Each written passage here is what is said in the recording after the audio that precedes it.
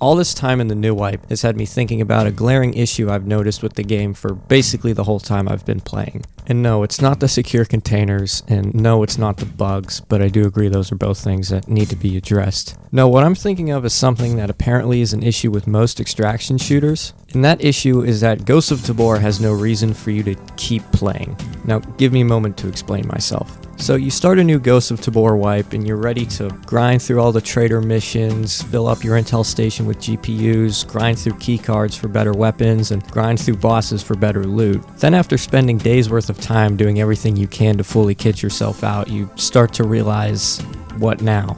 You go into the same raids and do the same thing you were doing at the very beginning of your time playing, except now you have better weapons and nothing to work for. You see what I mean? It's like there's no incentive to get better loot or keep playing because you'll just be playing the exact same raids as you were before. It's like nothing's keeping you wanting to play except the gameplay. Okay, hear me out. So you probably like every game you play at least a little bit, right? Now the way the games you only like a little bit keep you invested is by giving you something to work towards, something you want, something to achieve that keeps you wanting to play, versus a game you really like, which you just play because you really like it. What I'm saying is Ghosts of Tabor doesn't have that thing to keep people who only kind of like the game invested. If you like Ghosts of Tabor, to keep playing, you need to really like Ghosts of Tabor.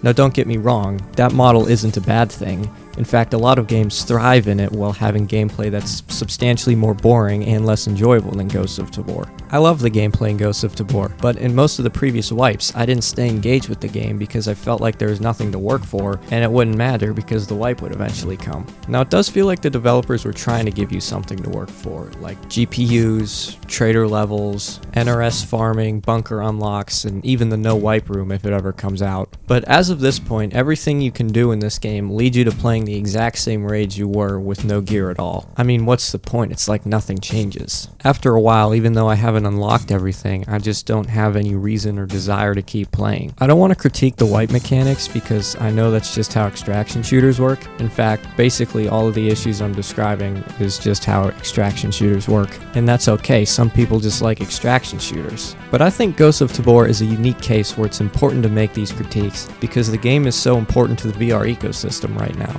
Go on to Steam. The VR games that are as close to the mainstream as they could possibly be right now are Gorilla Tag, Bone Lab, and Ghosts of Tabor. In my opinion, I think it would be best for Ghosts of Tabor to try to appeal to the largest audience it can, because while the VR community is probably as big as it's ever been right now, it's still not huge, and not everyone likes extraction shooters.